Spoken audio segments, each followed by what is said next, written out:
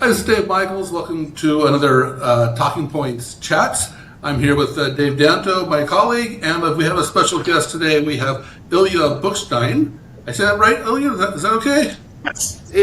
You know what? I gave up so long ago, Gary, how people pronounce my last name.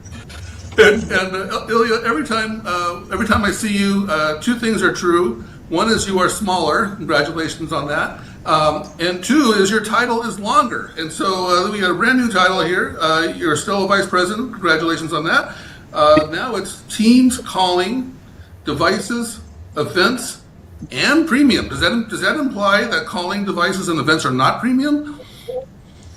It's look, I will take all suggestions for a better title. So Teams calling is in fact part of it's basically listing what we sell as our licenses. Teams calling is known to our customers as Teams phone. That's the license.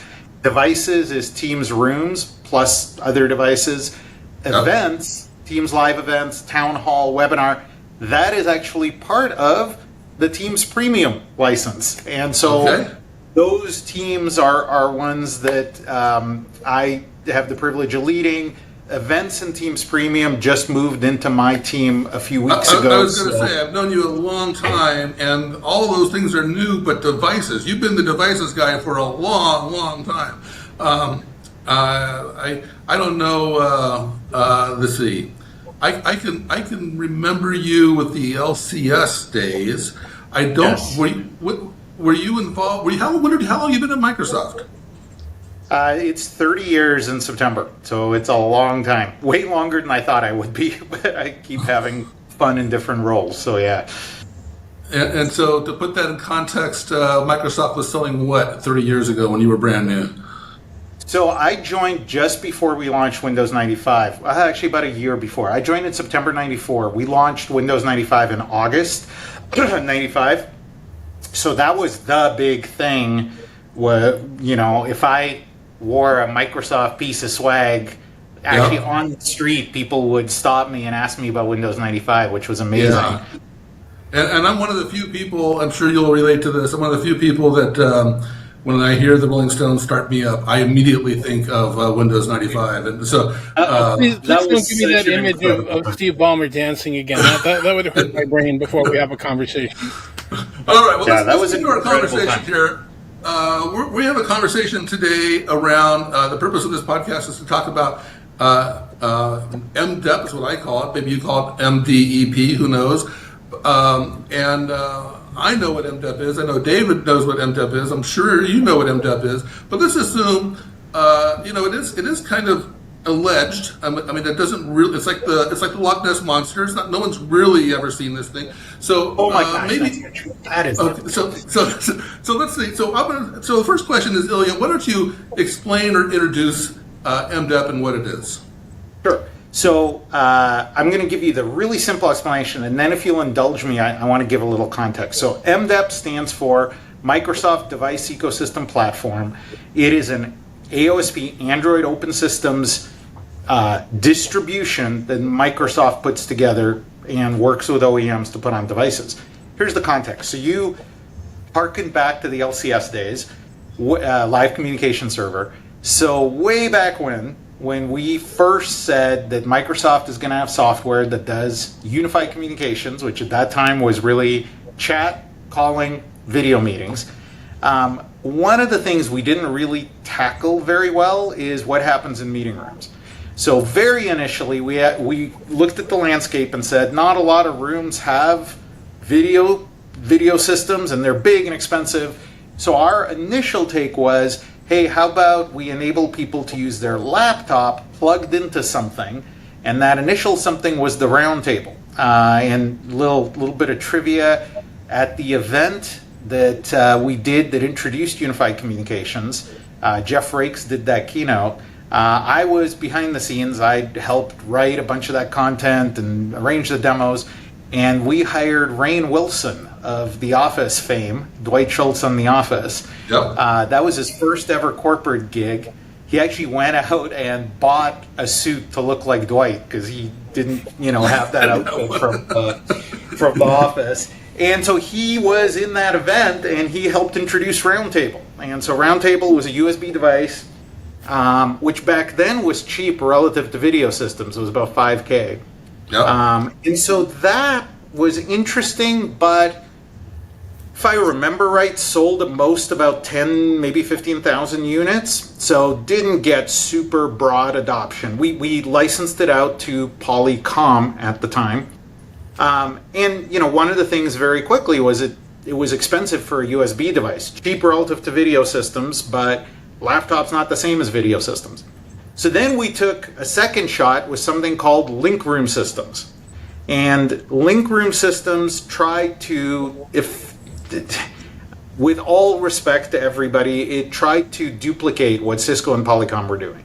So it said, hey, there's going to be a codec, it's running an embedded OS, Windows embedded, highly customized, and it'll be cheaper than what we thought other VTCs were at the time, but still in the several tens of thousands of dollars. And that sold about 10 to 15,000. Hard to have an exact number because on-premise, so it wasn't tracked as closely as we can with Cloud Connected. So still not a big hit. That was when I was asked to take over what was Rooms, and it was an interesting time because Google had just launched Chromebox for meetings at $9.99. Bill Gates sent a memo saying, oh my God, this is going to be incredibly disruptive. You guys got to do something. And so I was actually originally asked to do a sub-$1,000 product. It was going to be called MBox. It was going to be done with Polycom. And I was super unpopular with my higher-ups because I actually came back and said, that's not the right product. I don't think Google's going to sell a lot because they don't have any IT controls and there's no price sensitivity, at least to $2,000. And really what we should do is something that IT will love and buy. And so I came up with what was known as Project Rigel. It since has become Teams Rooms. And the whole idea of that was using commodity PC hardware and software. So it's a Windows device with an app that we build. We control the user experience, so it's consistent in every room. And $2,000 and up. And that has done pretty well. We announced, I know you guys had questions, so let me sort of try to clarify. We announced that over 1 million Teams rooms have been sold. I know I'm adding a little bit of language, so maybe someone internally will hunt me down for this, but that was the announcement. Have been sold. We previously announced that there was over 500,000 monthly active Teams rooms. We'll keep announcing as we hit big milestones, but you can get the factor of growth over our previous efforts. It has resonated. In that journey, and by the way, I was still super nervous about Chromebox. Like that could have cost me my job, I think, if that was the wrong decision. When they raised their price to $2,000 and added a console was when actually a coworker of mine sent my higher ups an email saying, okay, I think Ilya might have been right. So that was what saved me, was when they ended up doing that. We've been very successful thanks to our customers adopting this. Along the way, we did make a pretty big decision, which is to have Android-based systems as well as Windows. And really, initially, I will say this was pushed heavily by OEMs. Because when you look at our partners, Lenovo and HP, now HP Poly, clearly have a ton of experience with Windows. They make a lot of Windows devices. Crestron has ended up gaining a ton of experience with Windows. Lesser degree Yealink, but they still do okay. Everybody else has no experience with Windows. Logi, I'm going to miss somebody, so you guys will have to keep me honest because we have such a big ecosystem now. Logi was the big one because they were the first guys, and they don't buy Windows from us. So they were doing all this stuff about meeting the channel, blah, blah, blah. Jabra, EPOS, everybody else, like Windows was more work, more cost. And so our OEMs came to us and said, look, we're going to do Android-based systems. We will make them work with Windows. Like we'll have a switch in them to say, hey, it's a USB device, but it's still got Android inside. you guys should consider doing an Android app. We did one that was pretty limited early on and only did kind of these bar form factors, and lots of customers bought them. So we ended up saying, okay, we are going to have to fully support the Android platform. Right now, Windows still has a lot more installed devices, but our run rate's about half and half. Some people would say, lots more Android devices being sold. Not true. It's about half and half, which is, in a way, great because lots of growth. In a way, it's the toughest place for me to be as a person who has to build to two different platforms. I swear I'm coming back to MDEP now. So where we find ourselves is... But like you said, we have about 10 questions here, so it's going to be a 100-minute, just want to be clear, a 100-minute podcast. Go ahead. You take your time. I'll be faster on the others. It's okay. I'll edit all this part out. Don't worry about it. We'll just get Okay, sounds good. So Windows, we write once. We have an app. We do it once. We get a bunch of stuff from Windows, like plug and play. So any certified peripheral works with any Windows system. Android, we found ourselves in this really tough spot where Neat Android was different than Logi Android, was different than Yealink Android, was different than Cisco Android. And we were effectively having to write and especially test multiple times. And so we were going a lot slower on Android. You know, I feel really horrible for our customers there because rightfully they were saying, hey, we'd like these to be equal. And we had to say, well, no, you really need to look at feature sets and because I can't stop Windows development so that Android catches up. I have more devs on Android than I do on Windows. And at the same time, Microsoft, elsewhere in the company, in our OS company, was looking at some other devices, first party and third party, that made a lot of sense to run Android. And we're looking around at the AOSP ecosystem and basically made a decision that we think as a company it would make sense for Microsoft to do our Android. And I would say there are three key reasons for us to do that. And that is what has become MDEP. One, and this is in no particular order. One, upgradability. With Windows, it is up to us to say there's a new Windows version. We're going to test it on the hardware that's out there. We're going to make sure the software works. We're going to put it out. With Android, when there's a, Android 12, 13, it's up to each OEM and it costs them a bunch of money. Just being very honest, they have to go to the chip manufacturer and say, hey, can you make us what's called a BSP, a board support package to support this new Android? Chip manufacturer says, sure, pay us. And it's millions of dollars. And the OEM has to pay that with no real new revenue coming into them. So we were facing a situation where some of the devices would be stuck on older Android, which really is difficult for us as we have cloud-connected systems that may take advantage of newer capabilities. That's one. But also, two, is security, right? When we went to our internal IT and security organization and said, we'd like to have some of these devices deployed internally, we got a hard no. We actually just deployed the first 100 Android devices internally, room devices. It took like 3 years of work, and frankly, the only reason we were able to do that is because those devices will upgrade to MDEP. So security is number two, and they're very tightly connected, upgradability and security. So a Microsoft team will now be responsible for making sure that Android platform stays up to date, stays as secure as we can. I know we'll come back to security too. And then three is value added or sort of additional capability to help AOSP catch up to Windows. The one I use all the time is plug and play. Android doesn't have a concept of plug and play. So of course, Logi will say, hey, we did this stuff that makes it work with, these USB peripherals, but Cisco did some other stuff. Well, whose stuff do we go with?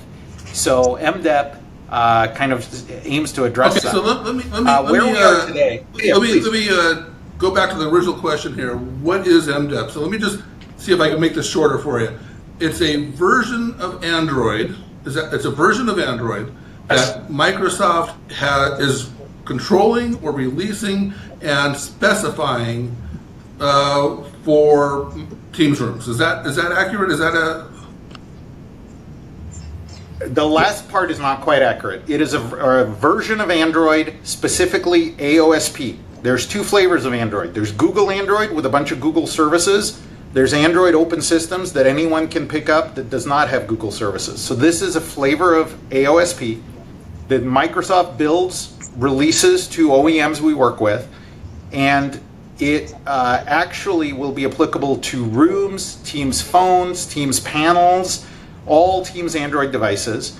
We have not today specified it for our existing partners. We have said any new partners and new Android devices should be using MDEP. And today we have Jabra committed and out with MDEP-based devices. But MDEP is a version of Android that partners will get from Microsoft. Is that accurate? Okay, all right.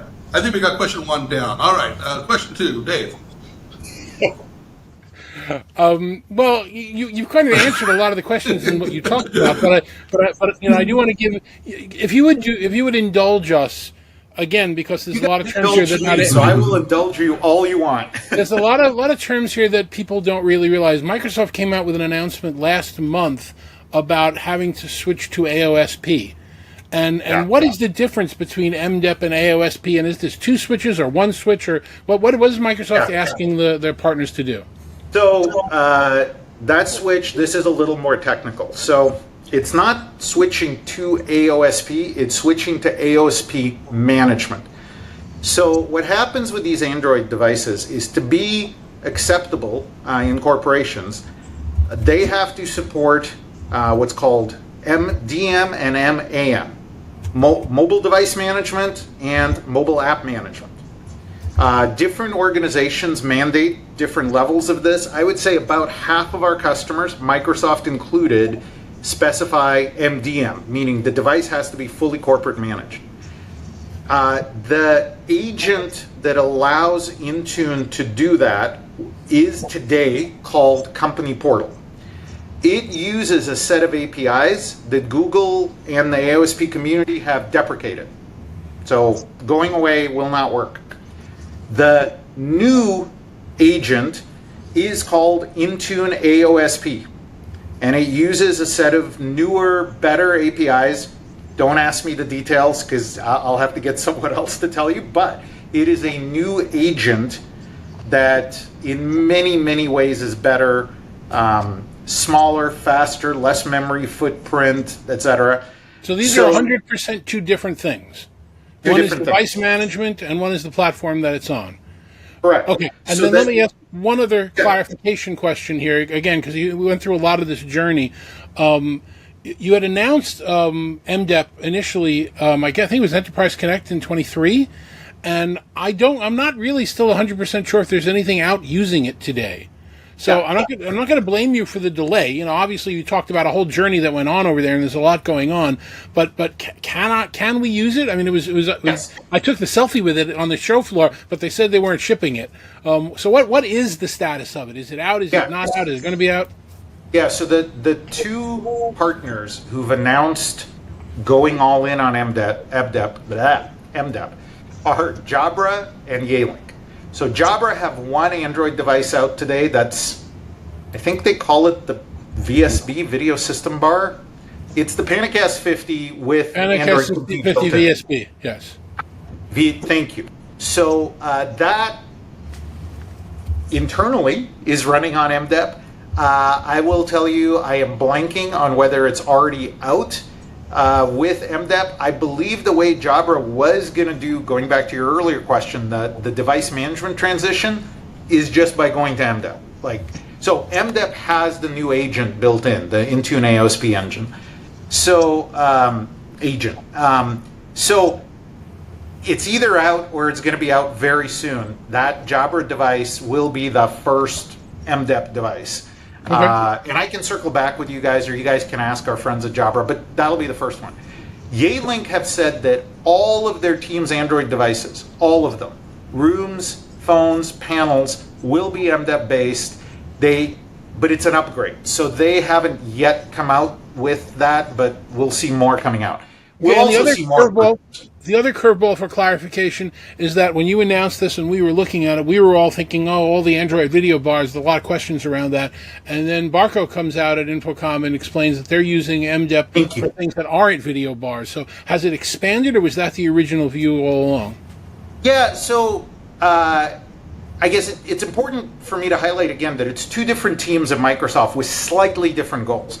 My goal, of course, is to get Teams devices out, in as great a shape as possible. The MDEP team is part of the operating system group, and of course what they want to do is have OEMs use their OSs as broadly as possible. So Barco is a bit of a joint announcement. So Barco is going to do their Android devices on MDEP. They have also said that in the future they will have Teams devices, but no more details shared at this point. Okay. But the room control box that isn't necessarily a device, because it's running Android, is going to have MDEP on it. That's the thing that's there. So it's not just for the video devices. It's anything in the meeting room running Android. It's actually anything running Android, period. Right? MDEP is an Android distribution. Any Android device, probably a business device, because it's definitely sort of business focused in terms of enterprise manageability and so forth. Any Android business device could consider MDEP. Quite frankly, you may see other devices, even for the consumer space, run MDEP. It's a Microsoft Android platform that where Microsoft adds value in at least the three areas. Do you see I mentioned Microsoft before. making that freely available to the public as well, and anybody can download it, or is it only going to be restricted to your approved partners? It's up to the MDEP team. At this point, it's only with partners that we have an agreement for. And the reason being that Android is still not Windows. You can't grab Android on a stick easily as a consumer and install it. Yeah. You do have to have a board support package for the chip and so forth and so on. I just clarify for our audience that the way Google makes Android available is they have a free open source project and people can do things with that. And then they have a licensed version which has the Google Play Store and has a bunch of other stuff. And that is not a free open source product. That is a product that you have to buy. And so when you buy a cell phone with Android and it's got all that stuff on there, that device maker probably paid for that version of Android. Where if you buy maybe a phone in China that doesn't have the Play Store and doesn't have all that stuff on there, they probably downloaded a free version of Android. So you're basically downloading the free version of Android, not just any version. You're taking the Android open source projects version of Android, modifying it and making it a Microsoft magical device. Or operating system, and then making that available to your partners. I think is that a fair? Did I get that right? Okay. Yeah, that is fair. Yep. All right. One interesting tidbit I've heard is that Google licensing prohibits the same OEM from both buying the paid version and doing AOSP devices without explicit approval from Google. So all kinds of fun complications in the Android space. Okay. Right. So let's talk a little bit about some of your existing partners and the position that they're in. You obviously had Jabra and Yealink, as you mentioned, and now Barco that are interested in joining and getting all the benefits from this. But you've got other partners out there now that have been using these bars on Android, and as you point out, selling a lot of them for 3 years. So it's an interesting. Why would they change? Why do you want to change that? Why do they want to change that? And will they have to change that? Yeah, so for us, we want to make sure, I'll start with the customer. We want to make sure our customers have a consistent experience, not in terms of the UX, but in terms of the manageability, security, and upgradability. And all three of those are things our customers have asked / really pushed us on. And today the answer is go talk to the OEM. I have no ability to say XYZ device will be supported for however many years because in the Android space, because it is up to the OEM to say, will they spend the time and money and energy on a new Android version when that comes out? How easy or hard will that upgrade be? I have no ability to say, is the platform going to stay secure? I trust our OEMs. They're great companies, but we as Microsoft can't say that because they are responsible for those upgrades. And last but certainly not least, I'm super limited, maybe is not the right word, but it's super hard to catch up on Android without getting more consistent value-added services, not splintered by each OEM. So that's what we're trying to address. The last point, is both for customers and ourselves. So for us, we're really trying to streamline what we do so that we can move faster on both platforms. So it is, I think, an interesting value proposition to OEMs where, frankly, we take on the cost, which is significant, of upgrades, security updates, enhancing the OS. There is a trade-off because, like you said, there's some OEMs that have invested years in their own flavor. The MDEP team is working with each of those OEMs to kind of try and find the right balance to say, hey, you can bring over your value add and AI audio video code that's running on the OS while still getting the benefit of our platform. At this point, like I said, any new devices, new partners on Android will need to be MDEP. Can I envision at some point saying we're only going to do certification for MDEP devices? Yeah, absolutely. We're not there yet, but I'd certainly say for all the reasons I just listed, I think it'd be a great benefit to both customers and us. So Dave was asking, he didn't use an acronym. Dave, you have to use acronyms when you ask questions. But Dave was asking about, I think it was called MTROA, right? It was meeting Teams rooms on Android. It was the acronym. And when you introduced that, I believe you kind of diverged. When Android had these features and Windows-based meeting rooms had other features, you've kind of brought them mostly back together, I think. No, okay. So I guess with MDEP, my question is are they going to come back together more with the Windows and the... That's the goal. So today, Windows is a superset. We, for a while, I would say Windows was mostly a superset, but there were a couple of features on Android, like Start Whiteboard from MTR, that were unique. Within this next quarter to 2 quarters, it's going to become Windows as a pure superset. And the question is, when can it be equal, right? When does Android catch up? Today, without MDEP, I don't have a plan that would do that. I can't stop Windows. I can't keep adding more and more devs to Android. So it's going to keep going as a superset with some amount of delay.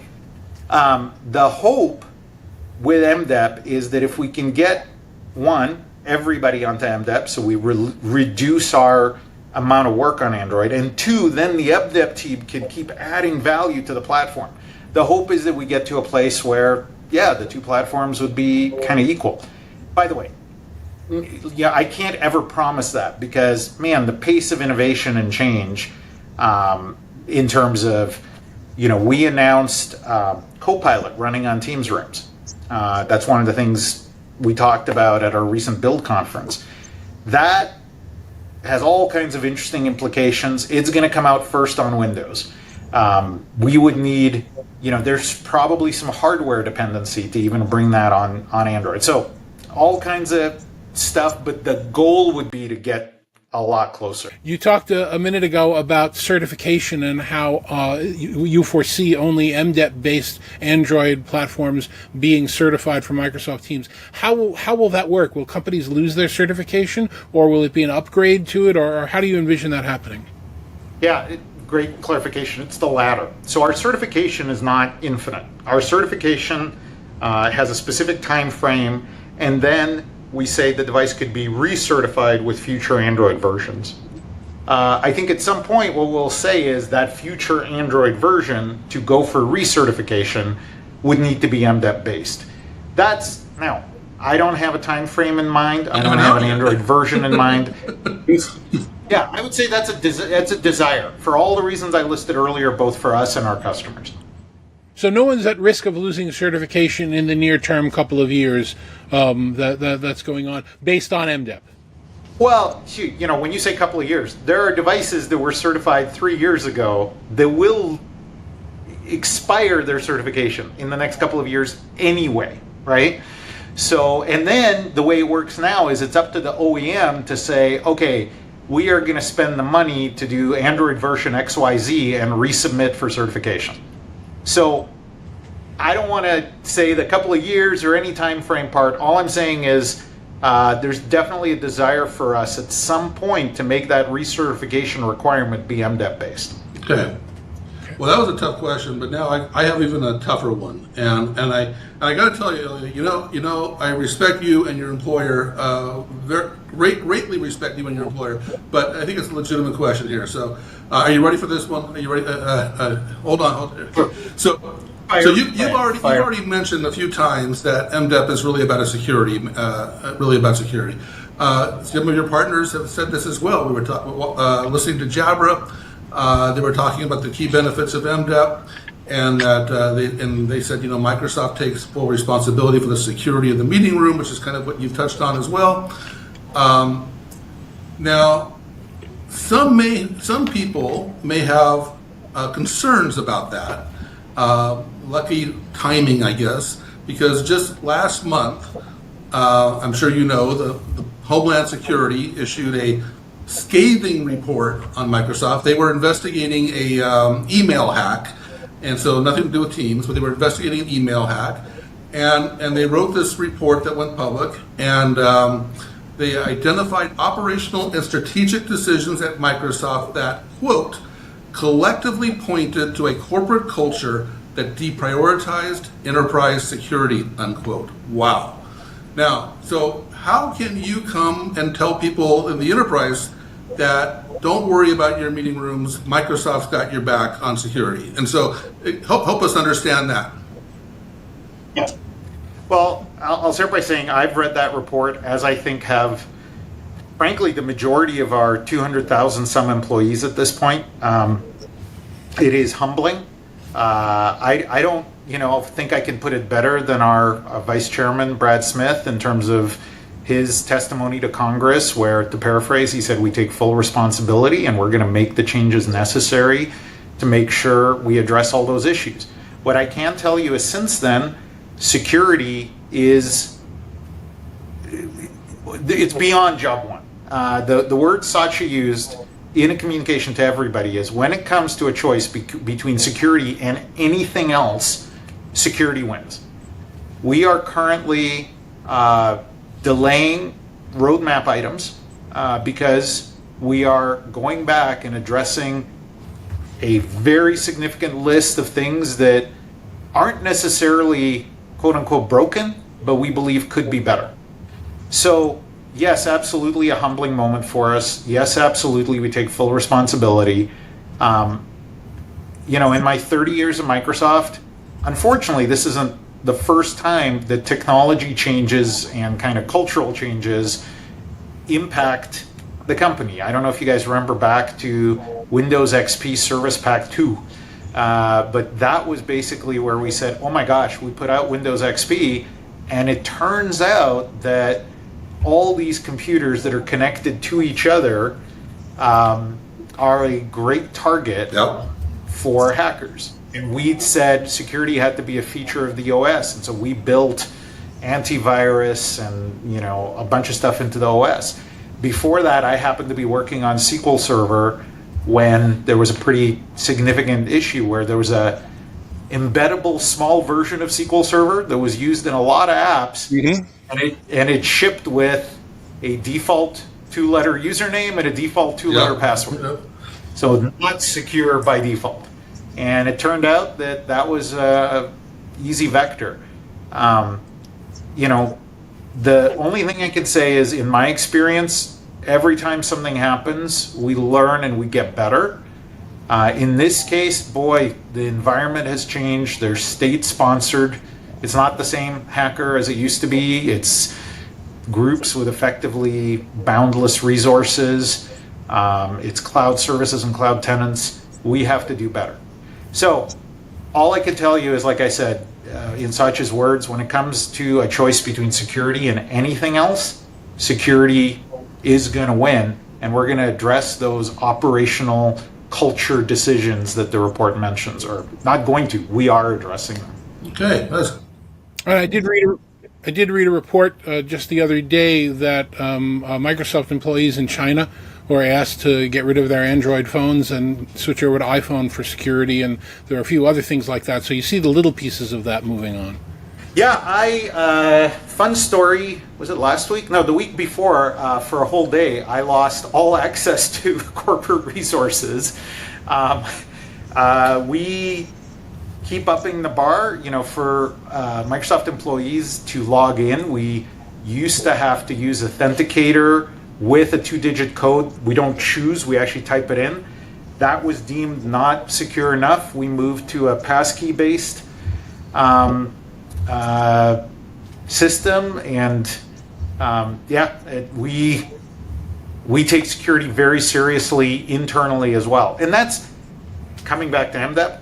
One reason that I believe that MDEP will up the bar in security and manageability is because it has to pass our own security organization that, as you can imagine now, is extremely high bar, highly focused. So MDEP is working super closely with our CISO organization to just get those devices to be internally acceptable.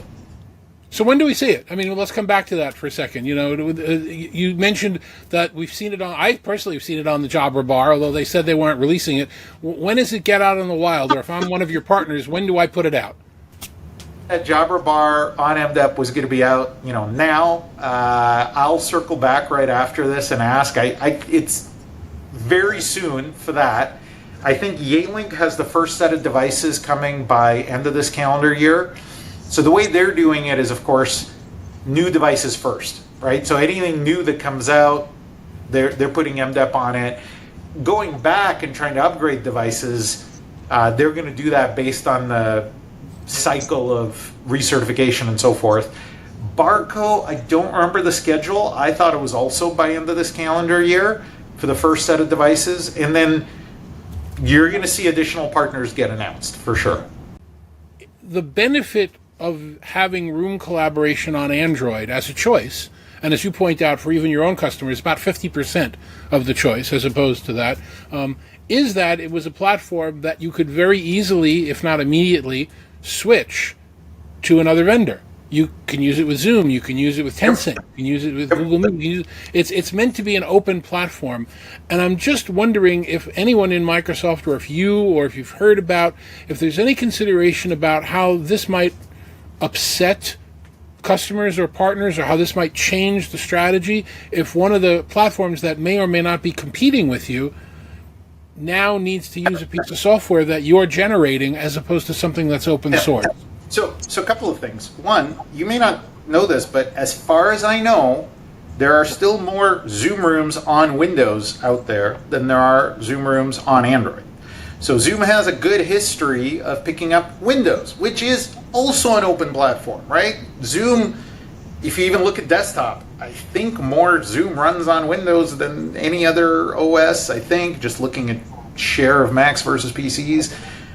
So Windows is, of course, an open platform, and there are OEMs who, basically say, hey, if you want to switch, there's an image, you can re-image your devices on Windows. So we know customers that have gone, I'll just do the case I'm most interested in, from Zoom rooms to Teams rooms by re-imaging devices.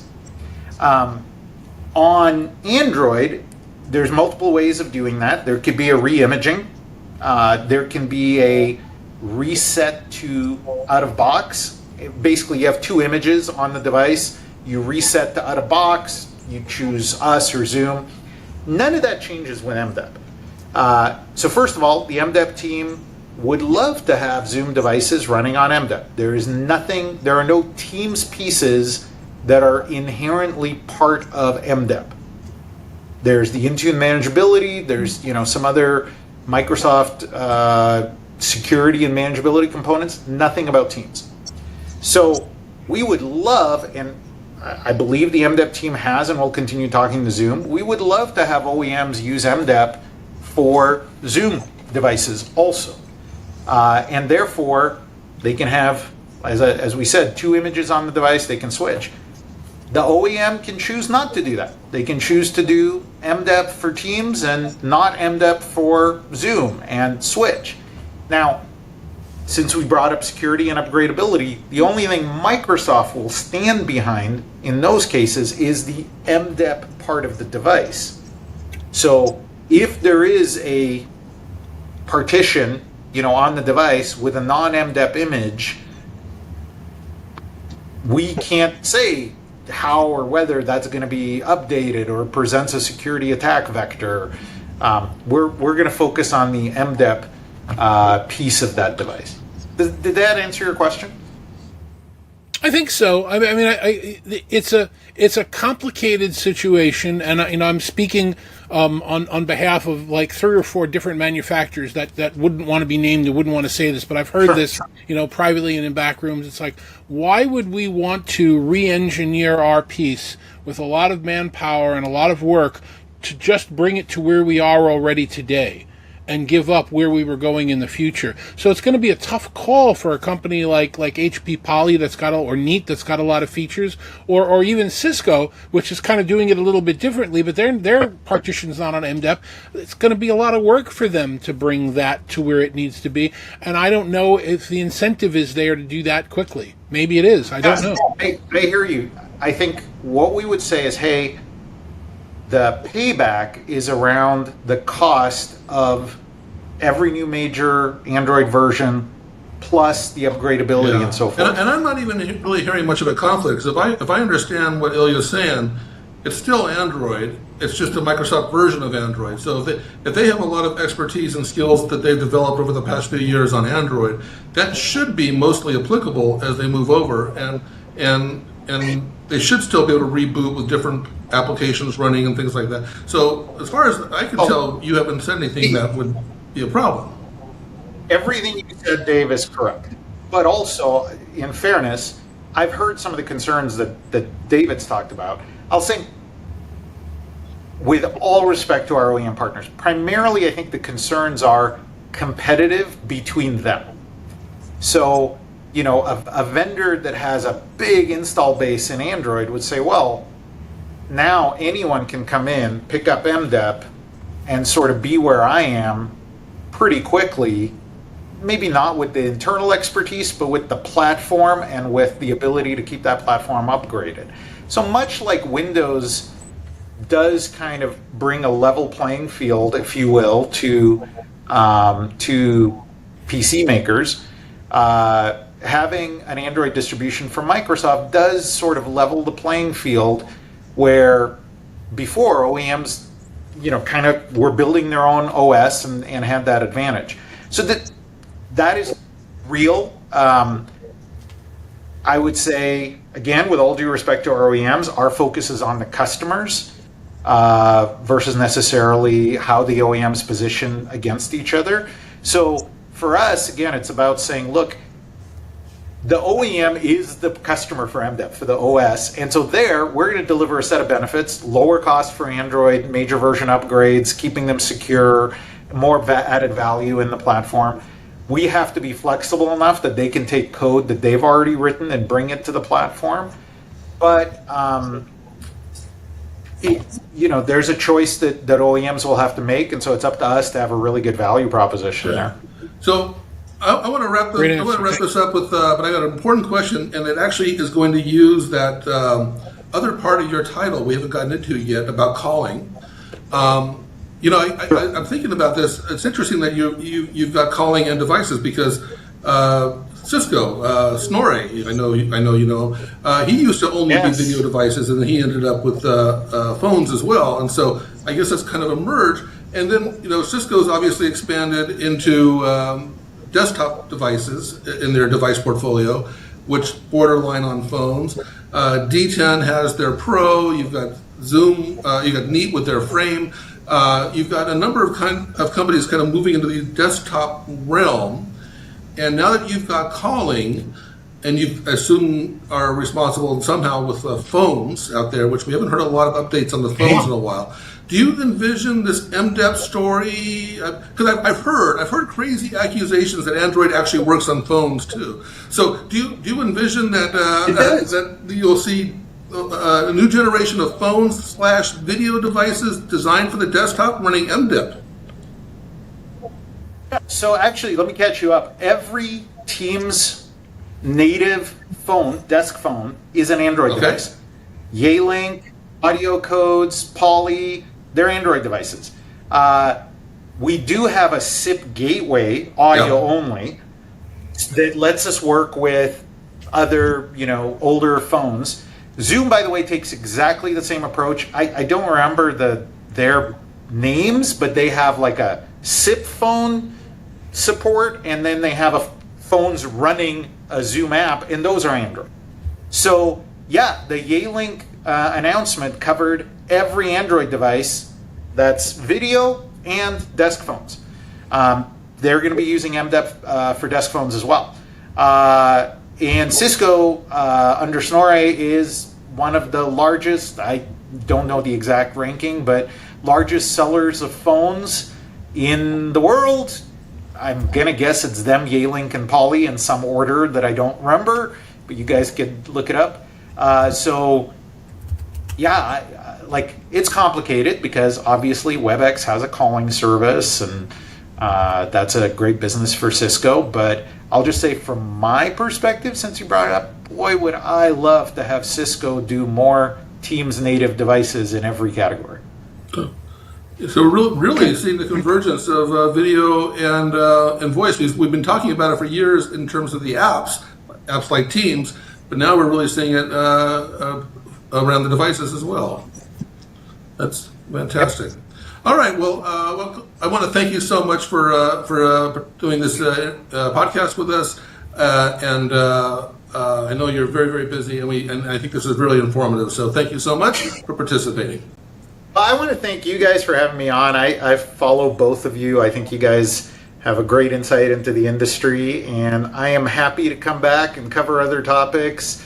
I think it's great for customers to have this podcast as an information source. Thanks. Thank you.